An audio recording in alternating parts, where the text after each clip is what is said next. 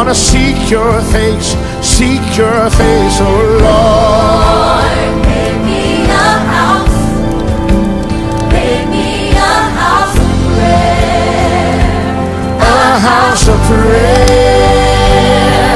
May the fire on my altar never burn out. The fire on my altar never burn out. So may the fire on my altar never burn out. Make me a house of prayer. May the fire on my altar never burn out. The fire on my altar never burn out. May the fire on my altar never burn out.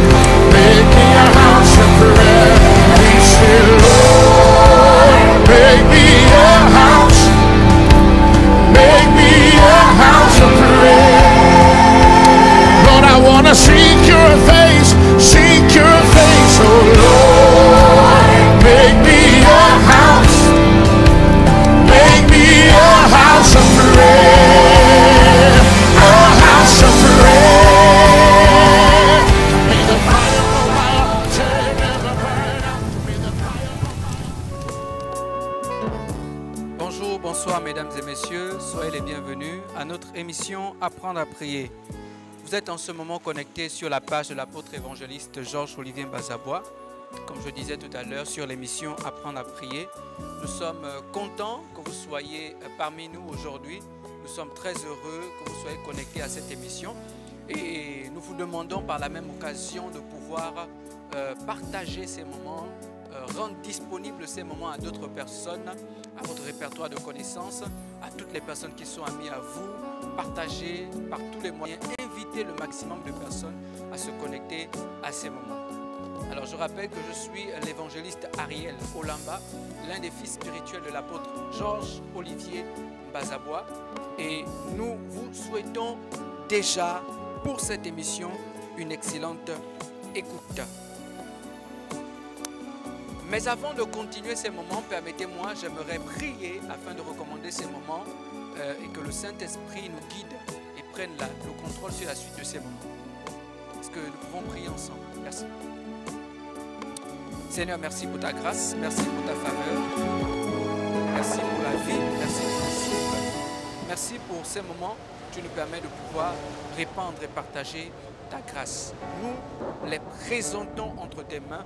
Nous prions afin que ton esprit soit au contrôle, que ton esprit nous guide, que ton esprit nous influence, que tu parles à nos cœurs, que tu changes nos vies, que tu nous bouleverses, que tu nous amènes dans une autre dimension, que tu nous amènes à faire ce que tu veux que nous puissions faire, que tu nous amènes à capturer des âmes, à gagner des âmes, à les enrôler de plus en plus, Seigneur, dans, Seigneur, ton royaume, au nom puissant de Jésus-Christ de Nazareth. Nous avons besoin de toi, Saint-Esprit, nous avons besoin de ta force. Nous voulons que tu nous charges, que tu nous remplisses pendant ces moments, que tu nous investisses de toi, au nom de Jésus-Christ de Nazareth. La puissance et la force de ton esprit pour nous guider. Seigneur, ces moments te sont dédiés. Oh, Shakabaya Sataya Manterebo Shkabara Sute. Merci, Père. Merci, Père. Merci, Seigneur. Sois glorifié. Dans le nom de Jésus-Christ de Nazareth. Amen.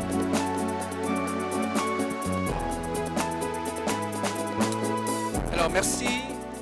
Nous avons passé un petit moment à prier parce que nous avons besoin que Dieu puisse prendre le contrôle de ces moments. Voilà, nous allons maintenant pleinement rentrer dans le vif du sujet.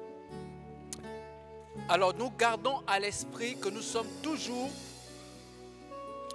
dans l'optique de la quête des victimes spirituelles. Tous ceux qui sont fils et filles de l'apôtre évangéliste Georges Olivier Mbazabois, nous sommes des prêtres. Nous l'avons vu avec notre Père. Et nous avons vu avec notre Père qu'un prêtre, c'est qu'il est consacré à Dieu. Il s'est donné lui-même en offrande, en sacrifice à Dieu. Et l'autre chose, c'est qu'il offre à Dieu des victimes, des sacrifices. Et ce sont ces sacrifices-là, n'est-ce pas, que nous sommes en train de chercher. C'est-à-dire deux personnes que nous avons eu le temps de prêcher l'évangile, nous avons eu le temps d'annoncer la bonne nouvelle. Elles se sont converties par nous et nous les encadrons, nous les engageons au ministère au même niveau et à la même dimension que nous aussi, nous sommes engagés. Nous avons déjà commencé à énumérer quelques points. Je vais revenir donc sur ces points afin de pouvoir mettre à jour toutes les personnes qui n'ont pas encore, qui n'ont pas pu suivre l'émission pendant que j'étais en train d'évoquer ces points.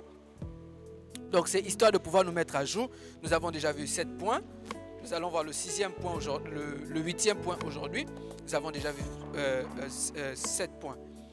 Donc le premier point, c'est celui-ci. On a dit que lorsque vous voulez atteindre cet objectif, c'est-à-dire vous voulez avoir vos victimes spirituelles, beaucoup de choses peuvent vous bloquer, beaucoup de choses peuvent vous freiner, beaucoup de choses peuvent vous empêcher d'atteindre cet objectif.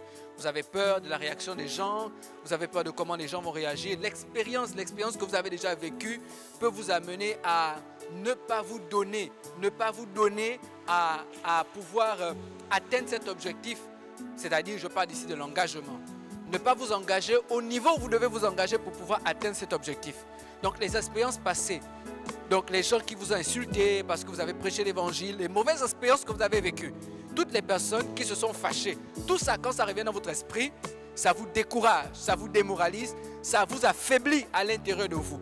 Et donc vous n'avez plus la force intérieure pour pouvoir continuer de travailler de manière à gagner vos victimes spirituelles.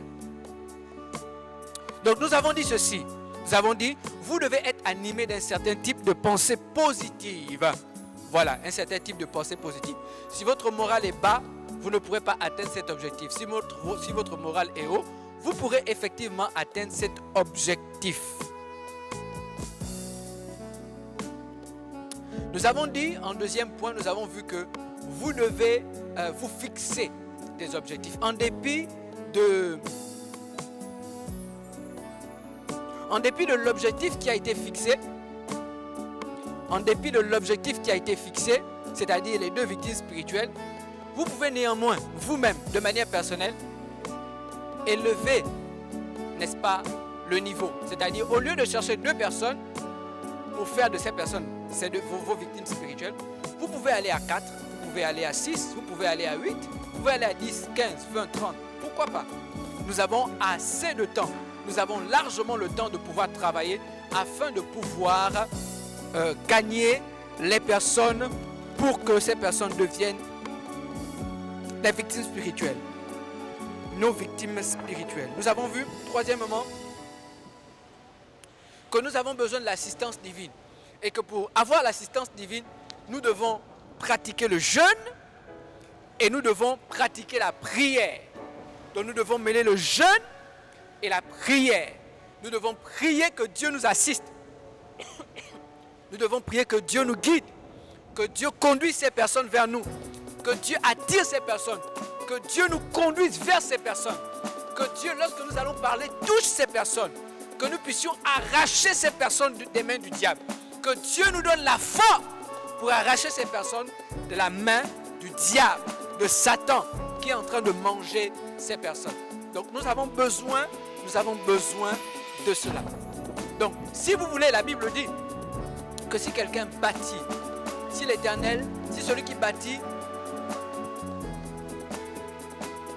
si l'Éternel n'est pas le fondement d'une maison, celui qui bâtit, si l'Éternel ne veille, celui qui bâtit, bâtit en vain. Donc s'il n'y a pas Dieu dans le travail que vous êtes en train de faire, vu que c'est un travail de Dieu, la Bible dit que ce n'est ni par la puissance ni par la force, mais c'est par mon esprit. Donc si vous voulez faire le travail de Dieu et que vous ne voulez pas travailler avec l'assistance de Dieu, vous allez échouer et vous avez déjà échoué d'avance. Vous avez déjà échoué d'avance. Nous avons besoin de l'assistance divine. Il faut jeûner et il faut prier. Kabarashi keterebos kabarashi. Quatrièmement, nous avons vu que vous devez maintenant vous-même aller sur le terrain. Donc, ce n'est pas tout de prier, ce n'est pas tout de jeûner. Vous restez là dans votre chambre en train de jeûner, en train de prier. Si vous ne partez pas vous-même sur le terrain, vous n'allez pas avoir les résultats qu'il faut. En même temps, vous jeûnez, en même temps, vous priez. Par la même occasion, vous devez aller vous-même sur le terrain. Vous devez descendre sur le terrain afin de pouvoir vous-même gagner des âmes. Et nous avons vu que l'une des mauvaises habitudes que les responsables de l'Église ont, c'est de pouvoir déléguer la responsabilité d'évangéliser. Eux-mêmes, ils n'évangélisent plus, mais ils envoient les membres à l'évangéliser. L'évangélisation, c'est pour tout le monde. C'est pour les chrétiens, les membres de l'Église. C'est aussi pour les responsables de l'Église. Les responsables de l'Église doivent aller eux-mêmes sur le terrain pour gagner des âmes, pour prêcher afin de gagner des âmes pour Christ, pour Jésus. Nous devons être des modèles. La Bible dit que tout disciple parfait devient comme son maître. Si Jésus a été un gagnant d'âme, si Jésus est allé sur le terrain, nous aussi, peu importe les responsabilités que nous avons, nous ne sommes pas plus grands que Jésus. Nous devons aussi aller sur le terrain.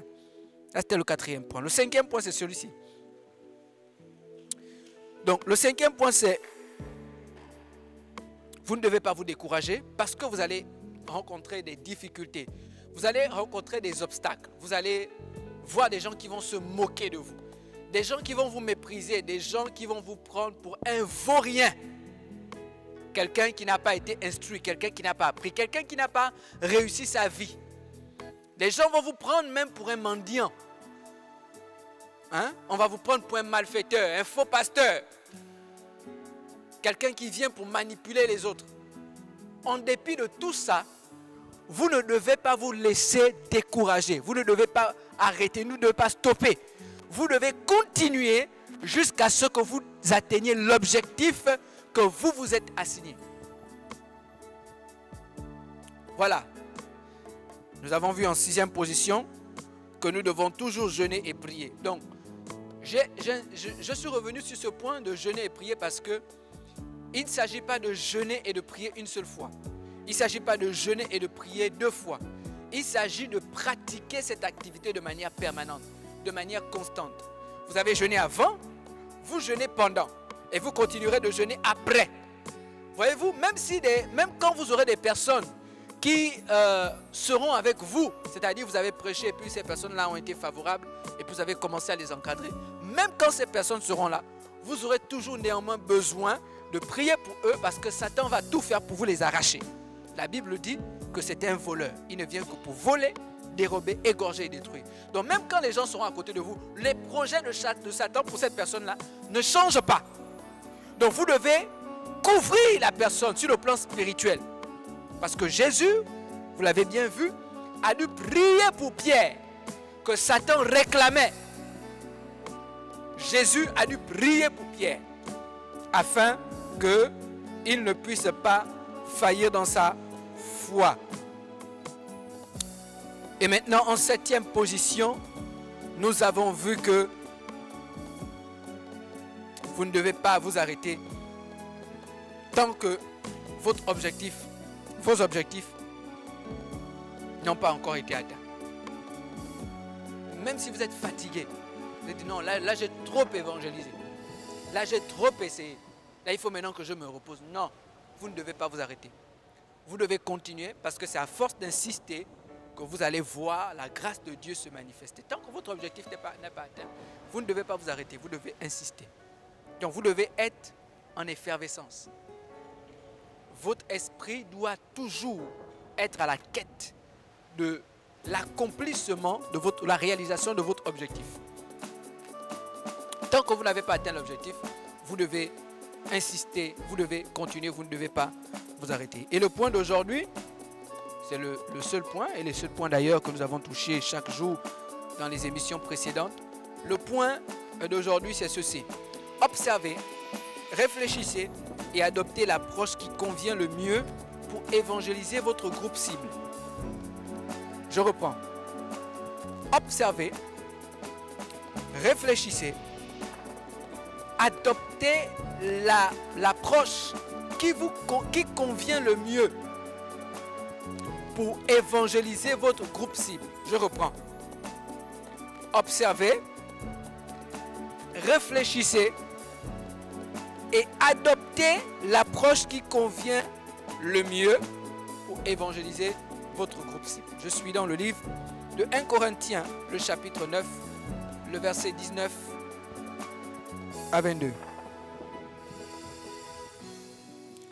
Kabara shekerebos kabara shikata parede sebere kota manterioso rebababa soto Karibebe, Karibebe, Karibebe. Seberiko Shabaraba Sekereos Kabarasute. Lekatereos Pradilost. Brandilos Tekeremante. Karamuse Federeto Sabarabasute. Karidododo, Soborodododo, Sakaradude. Les Pradadude, Satristododost. Keremos. Merci Seigneur. Alors je vais donc lire maintenant ce que la Bible dit au verset 19. La Bible dit: car bien que je sois libre à l'égard de tous, je me suis rendu le serviteur de tous, afin de gagner le plus grand nombre. Avec les Juifs, j'ai été comme Juif, afin de gagner les Juifs. Avec ceux qui sont sous la loi, comme sous la loi, quoique je ne sois pas moi-même sous la loi, afin de gagner ceux qui sont sous la loi. Avec ceux qui sont sans loi, comme sans loi, quoique je ne sois point sans la loi de Dieu, étant sous la loi de Christ, afin de gagner ceux qui sont sans loi. Alors, dans l'évangélisation de Paul, lorsque vous lisez le livre de Actes des Apôtres, la partie des versets, à partir du chapitre 13, parce que le chapitre 13 va donc nous relater comment Paul a été appelé dans l'Église par le Saint-Esprit, et Paul va donc être recommandé par l'Église pour commencer maintenant ce à quoi Dieu l'appelait. Ils vont donc commencer à ouvrir des églises et à implanter les églises. Il avait principalement 2 auditoires, parce que quand il partait, les lieux où il prêchait le plus souvent, c'était dans les synagogues, parce que les synagogues étaient dans les pays où il y avait des Juifs. Voilà. Et donc quand il partait, c'était dans les synagogues où il partait. Et quand il partait, il avait deux types d'auditoires. Il avait les Juifs et il avait les païens, les gentils. Il avait les Juifs et il avait les païens. Alors, lui, son désir, c'était de pouvoir gagner le plus grand nombre. Il voulait gagner le maximum, un grand nombre de personnes à Christ. Donc son évangile ne s'est pas seulement arrêté aux Juifs, son évangile est parti jusque chez les païens. Et il nous explique ici dans ce passage que, vous allez comprendre qu'en réalité, quand il était persécuté par les Juifs, c'est parce que en réalité, beaucoup de Juifs estimaient qu'il combattait les coutumes des Juifs. C'est pourquoi ici il dit que quand j'étais avec les Juifs, je me comportais comme si j'étais sous la loi de Moïse. Et quand j'étais avec les non-juifs, je faisais comme si je n'avais pas de loi. Donc c'était une méthode et une technique qu'il devait aborder, parce que si Paul venait auprès des païens et il venait pour imposer aux païens les coutumes juives, on n'allait pas l'accepter. Parce que les païens reconnaissent que ça, ce sont les coutumes qui sont propres aux juifs, ce n'est pas les coutumes qui sont propres à tout le monde. Ce sont les coutumes des juifs et ils ne peuvent pas accepter ça. Ils ne devaient pas accepter. De même aussi, les Juifs avaient leurs coutumes et on ne pouvait pas les imposer les coutumes des païens. C'est pourquoi Paul, quand il se trouvait dans un camp, il agissait d'une manière, et quand il se trouvait dans un autre camp, il agissait d'une autre manière. Pourquoi? Parce qu'il avait observé, il avait réfléchi et il avait vu qu'en réalité, la chose qui pouvait passer, la chose qui passe, c'est qu'il fallait pouvoir se confondre, se morfondre. Il fallait observer comment est-ce que les autres étaient. Il fallait réfléchir à la méthode qui pouvait être la mieux adaptée pour pouvoir communiquer l'évangile. Voilà. Donc, vous pouvez, à chaque fois, vous devez observer. Vous devez regarder comment les gens se comportent, comment ils réagissent. Quand vous vous approchez d'eux, quand vous les abordez, quand vous les approchez pour annoncer l'évangile, comment est-ce qu'ils se comportent, comment est-ce qu'ils réagissent? Est-ce qu'ils sont favorables? Est-ce qu'ils sont réfractaires? Est-ce qu'ils se renferment? Est-ce qu'ils vous rejettent? Est-ce qu'ils vous insultent? Est-ce qu'ils vous méprisent? Vous devez observer. Quand vous voyez qu'une attitude est régulière, est constante, elle se répète, à chaque fois que vous posez une action, ça doit pouvoir vous interpeller. Vous devez être amené à réfléchir afin de pouvoir adopter la méthode, l'approche qui convient le mieux pour cette catégorie de personnes que vous tentez de gagner en Christ. Vous observez, vous réfléchissez et ensuite vous adoptez. Lorsque vous allez réfléchir, il se pourrait que vous allez observer que ce peuple, par exemple, aime d'abord qu'il n'aime pas aborder les gens qu'ils ne connaissent pas. Donc vous comprendrez par là que il faudra peut-être d'abord pour vous commencer à tisser des relations avec ces personnes avant de pouvoir leur administrer l'évangile. D'autres personnes encore ont besoin parfois d'être soutenues sur le plan spirituel. Donc quand vous approchez d'eux, proposez un soutien spirituel. Dites à la personne que je veux prier pour vous, est-ce que vous me permettez? Vous avez peut-être une situation difficile dans votre vie et vous souhaiterez l'assistance de Dieu dans l'épreuve à laquelle vous êtes en train de passer, la situation que vous êtes en train de vivre, etc. Donc il y a tant de méthodes, tant de procédés, tant de choses que vous pouvez donc pouvoir adopter en fonction du peuple et de la catégorie de personnes qui est devant vous, en fonction de la manière dont ils réagissent par rapport à l'approche que vous adoptez.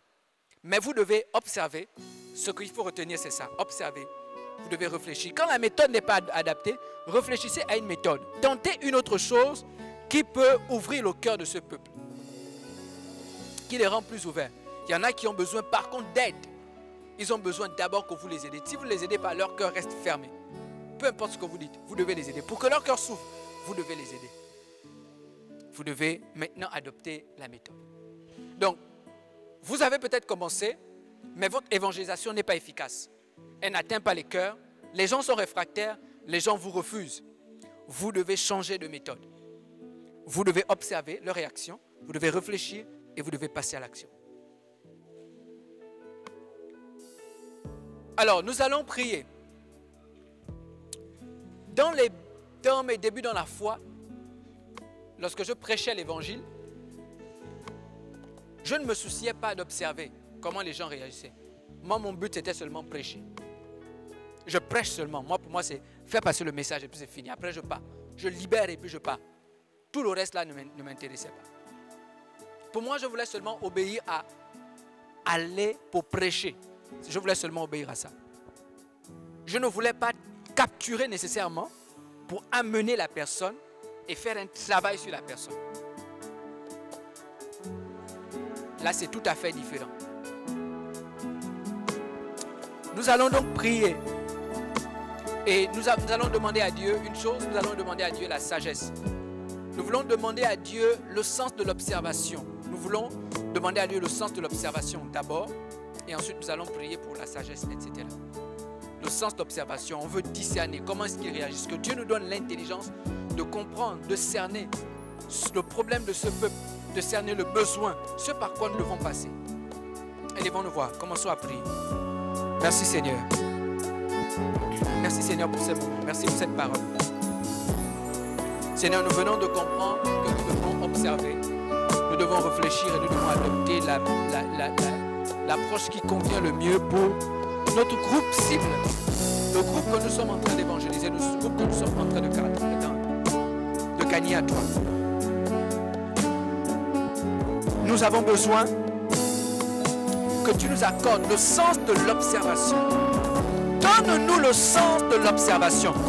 Nous voulons, en même temps que nous évangélisons, que tu nous donnes la capacité d'observer, de regarder, de voir comment est-ce que les personnes que nous voulons gagner se comportent, comment est-ce qu'ils réagissent. Donne-nous l'intelligence de comprendre pourquoi ils réagissent de la sorte. Au nom de Jésus-Christ de Nazareth, viens briser tout ce qui bloque, tout ce qui nous empêche de pouvoir observer les barrières, les raisonnements, tout ce qui freine, tout ce qui bloque au nom de Jésus. Viens nous libérer.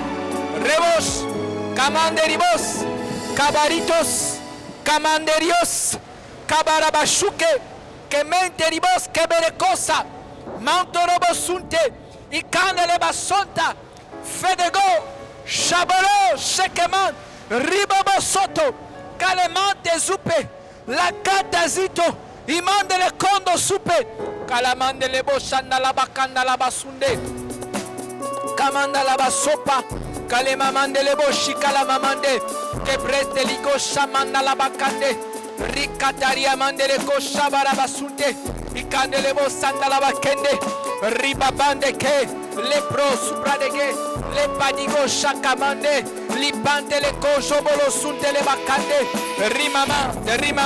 rimamante. Oh Saint-Esprit de Dieu, rakabasanda la bakende, ribos kabarabasente, ribabande ko, rekata baria kosoboro kunte, imande le bakonde le bakanda la bakinde le bokondo le bokende, rukataria mande, rekataria mandoro sunte le bakande, ribaba sota, mandoro sunte, ricatoria mande le bosque berecosa mande libo, recabande que, rebos kabarasute, verenosa mande ricosce berecota, paranuse, berecoscia mande ricosso, mondo rubebende, e prodisa fege, le prodifonogo shakato, e le macabala sotto lobo sute le bacande rioskaba, cabasete le boscaba sotto, ricataria mande kerios koboro sunte, baricosa mande le kende ricoscia barabasete. Nous allons prier, nous voulons demander à Dieu la sagesse, l'intelligence qui nous permet de trouver, cerner le besoin et la sagesse qui nous permet de pouvoir adapter l'approche afin de gagner les âmes. Alléluia. Nous allons donc prier pour cela. Est-ce qu'à l'endroit où tu es, tu peux commencer à prier, réclamer à Dieu l'intelligence de comprendre, de cerner le besoin et la sagesse d'appliquer ce que tu vas attraper, ce que tu vas comprendre par rapport à ce peuple qui est devant toi, la manière dont ils réagissent, la manière dont il faut maintenant s'approcher de ce peuple pour administrer l'évangile. À l'endroit où tu es, tu vas commencer à lever ta voix et prier. Au nom de Jésus, l'intelligence divine. Tu nous donnes ton intelligence divine. Tu nous donnes ton intelligence divine. La force de Dieu. La force de Dieu. La force de Dieu qui nous permet de cerner le besoin. De voir ce dont ils ont réellement besoin. Comment est-ce que nous devons les approcher au nom de Jésus. Saint-Esprit, la Bible dit que tu nous conduiras dans toute la vérité. Guide-nous, Seigneur, dans cette vérité. Car tu veux que nous puissions gagner des âmes. Tu veux que nous puissions les gagner pour toi et pour ton royaume. Au nom de Jésus, tu veux que le monde soit sauvé. Tu veux que les hommes soient sauvés. Dans le nom puissant de Jésus-Christ de Nazareth. Accorde-nous ta sagesse. Accorde-nous ta force. Accorde-nous de pouvoir adopter, au nom de Jésus-Christ de Nazareth, la méthode et l'approche qu'il faut pour gagner les âmes. Au nom de Jésus. Casse les pensées rigides. Les méthodes rigides en nous. Casse la manière de faire dure qui ne veut pas changer. Au nom de Jésus-Christ de Nazareth, accorde-nous, Seigneur, de pouvoir être flexible, de pouvoir adapter au nom de Jésus-Christ de Nazareth, en fonction des circonstances, en fonction des événements, au nom puissant de Jésus, la force de Dieu qui nous envahit et qui nous guide, Seigneur. Merci pour ta grâce, au nom de Jésus-Christ de Nazareth. Merci parce que tu nous guides, merci parce que tu nous orientes. Merci parce que tu nous communiques ta sagesse. Merci parce que nous réfléchissons, nous observons et nous adoptons les méthodes qu'il faut pour attirer et gagner des âmes pour toi. Au nom de Jésus, ton onction est sur nous. Ton onction nous guide. Ton onction nous conduit au nom de Jésus. Tu nous permets d'attraper nos victimes spirituelles, de les encadrer et de les engager dans le ministère. Au nom puissant de Jésus-Christ de Nazareth. À l'endroit où tu es, je vois la grâce de Dieu se manifester dans ta vie. Je vois comment Dieu attire des âmes, les victimes spirituelles. Tu vas les encadrer. Tu vas les faire grandir dans le ministère. Tu vas les engager au même niveau que toi. Ils vont soutenir ce ministère comme toi tu es en train de soutenir ce ministère. Au nom puissant de Jésus, je brise la force du mal qui empêche à ce que tu puisses accomplir ce rêve. Au nom de Jésus-Christ de Nazareth, je brise tout ce qui t'empêche de pouvoir le réaliser par la puissance du nom de Jésus. Merci Seigneur. Je te loue et je te glorifie. Dans le nom de Jésus. Amen. Mesdames et messieurs, nous sommes arrivés au terme de cette émission. Je suis l'évangéliste Ariel. Je viens de partager avec vous un point très important. Et le point parlait de observer, réfléchissez et adapter. Sinon, adopter la méthode qui convient le mieux, l'approche qui convient le mieux pour évangéliser votre groupe cible. Vous devez prendre en considération ce point parce qu'il va vous aider énormément pour gagner vos victimes spirituelles. Donc vous êtes en ce moment connecté à la page de l'apôtre évangéliste Georges-Olivier Mbazabois. Je rappelle qu'il est lui-même en direct tous les mercredis et tous les dimanches à partir de 19h. Nous vous demandons d'être connectés et de ne pas rater les bénédictions que Dieu veut vous accorder au travers de notre homme de Dieu. Pour l'heure, j'en ai terminé. Passez une très bonne journée. Que Dieu vous bénisse.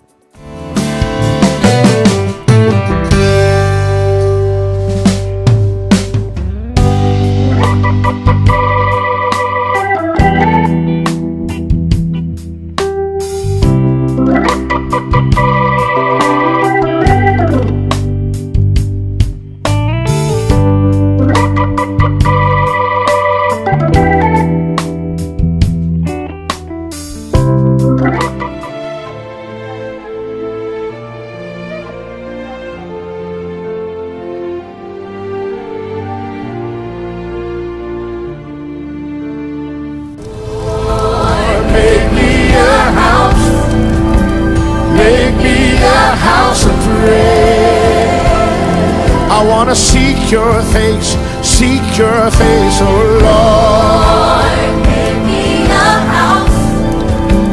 Make me a house of prayer. A house of prayer. May the fire on my altar never burn out. The fire on my altar never burn out. So may the fire on my altar never burn out. Make me a house of prayer. May the fire on my altar never burn out. The fire on my altar never burn out. May the fire on my altar